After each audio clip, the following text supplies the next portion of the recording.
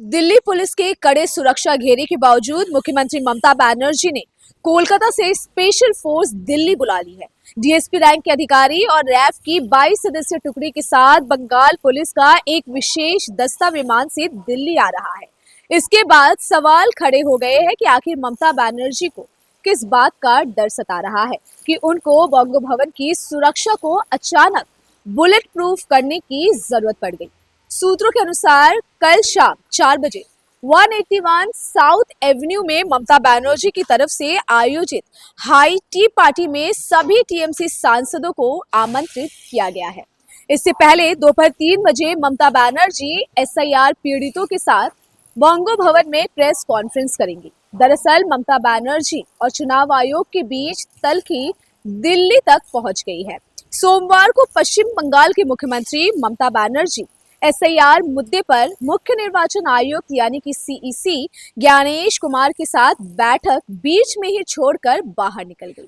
ममता बनर्जी ने आयोग के अधिकारियों पर अहंकारी होने और उनके प्रतिनिधि मंडल को अपमानित करने का आरोप लगाया।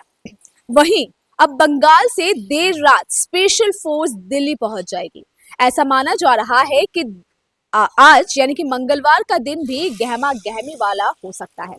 सूत्रों की बात करें तो सूत्रों के अनुसार ममता बनर्जी की सुरक्षा और दिल्ली स्थित बंगाल सरकार की संपत्तियों की हिफाजत के लिए कोलकाता से अतिरिक्त सुरक्षा बल दिल्ली भेजा जा रहा है।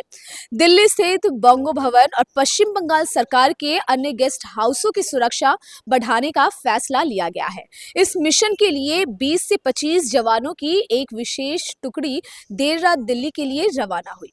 इस टीम में एक डीएसपी रैंक के अधिकारी, एक इंस्पेक्टर, महिला पुलिसकर्मी और रैपिड एक्शन फोर्स यानी कि रैफ की एक टीम भी शामिल है।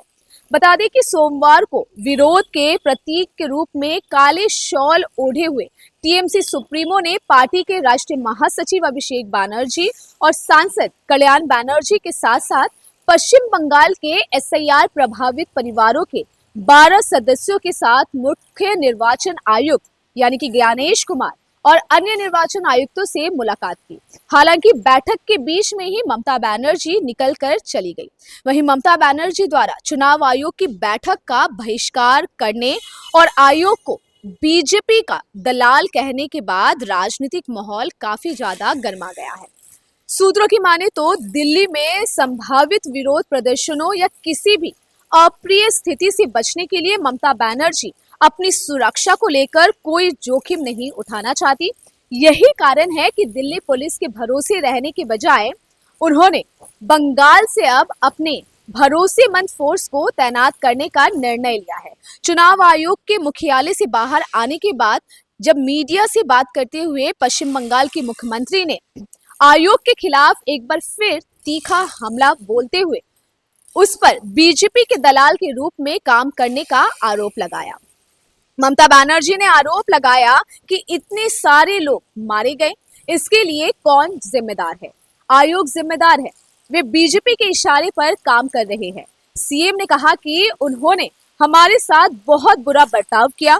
मैंने कहा कि हमें अफसोस है, हम न्याय के लिए यहाँ आए थे, हमें न्याय नहीं मिला और आप झूठ बोल रहे हैं। वो बहुत बड़ा झूठ है।